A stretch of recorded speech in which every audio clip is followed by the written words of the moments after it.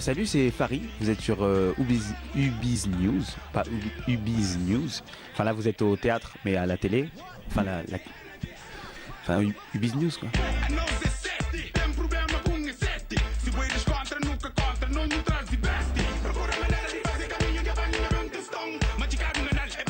Et je suis humoriste. Enfin, j'essaie de faire rire les gens euh, avec des sujets un petit peu intéressants. Ça ma vie de tous les jours. On m'a dit très tôt que je devais faire du théâtre, on m'a beaucoup poussé à ça. Et les choses se sont faites progressivement. Je crois que je crois pas au destin, mais je crois que j'étais un peu fait pour faire ça. J'ai commencé à écrire mes propres sketchs avec mon petit cousin. Et donc comme ça, 1 à 2 fois par an, on allait faire un sketch en français, en capverdien. Et ça s'est fait comme ça, c'était un peu mon rendez-vous de chaque année. On savait qu'à un moment donné, on allait écrire.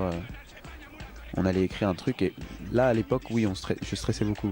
Ah les jeunes. J'ai toujours rêvé de dire cette phrase. Ah les jeunes. Je suis un grand fan d'Eli Kakou. Eli Kakou c'était une de mes idoles.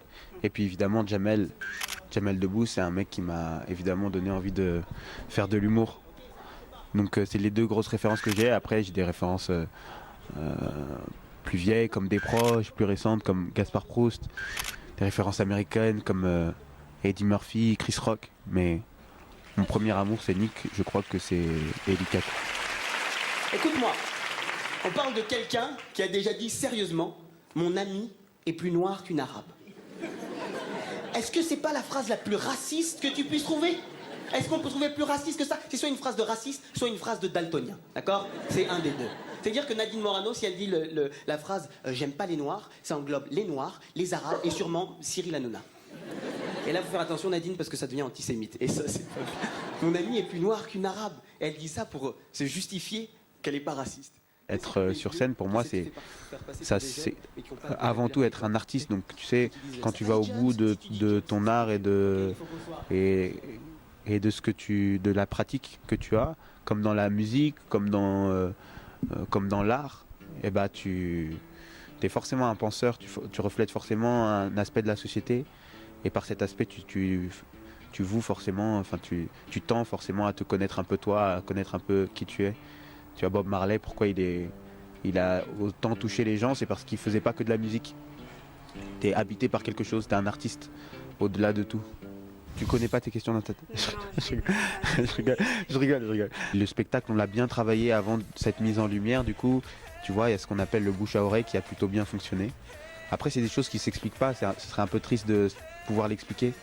Il y a un peu de magie qui s'est créée autour du spectacle. Il n'y a pas d'endroit où je me sens mieux que sur scène, où je me sens plus à l'aise que sur scène, donc tu vois, je peux pas... J'attends que ça en fait quand il y a la première partie, j'ai hâte que... Pas hâte que ça se finisse, parce que je suis toujours en train de les regarder quand tu passes sur scène, mais j'ai toujours hâte d'arriver sur scène. Mon meilleur souvenir, je crois que ce que je dis souvent, c'est que ça devait être en Belgique, quand je travaillais le sketch du legging. Et je l'ai fait là-bas au Cirque Royal, c'est une salle de 2000 personnes, c'est un truc en arc de cercle comme ça. Et c'était un moment assez exceptionnel. C'est un jour où je me suis dit que vraiment il allait se passer quelque chose que je voulais pas faire. Je le savais déjà, mais ça confirmait encore un peu plus que je voulais pas faire autre chose de ma vie. Et le pire, c'était en Algérie. C'était à Oran. C'était avec la tournée du Jamel Comedy Club. Et je crois que les gens n'étaient pas prêts encore à ça. Et moi, je me considère, ou en tout cas, j'essaie de tendre vers quelque chose de différent, vers quelque chose d'original, de peut-être nouveau. Et donc, c'est dire que peut-être la nouvelle tendance, c'est d'être différent.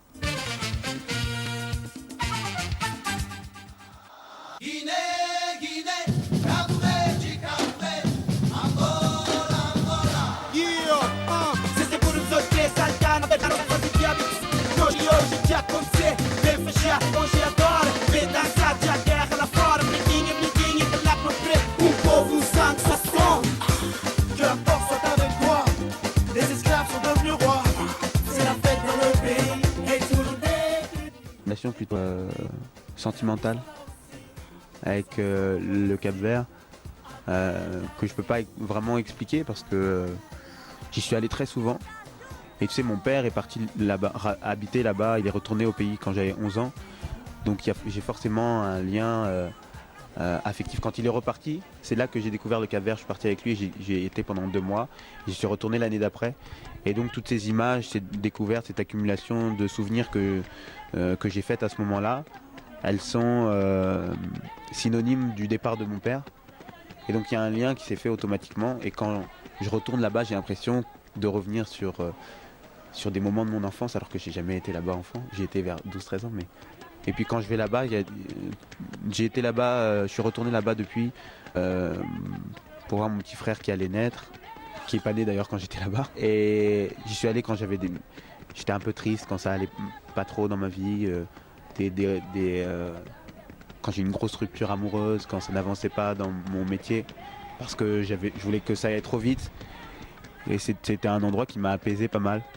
Quand j'y vais, j'ai cet étrange sentiment que j'y suis chez moi. Voilà.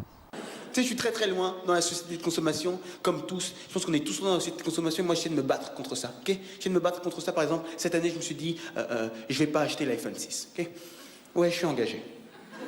Et tout le monde autour de moi est en train de l'acheter. J'ai dit non, je vais pas acheter l'iPhone 6. Tu sais, en plus, cela raconte les gens qui ont l'iPhone 6. Hein, et toi, ceux qui l'ont pas, t'as l'iPhone 5.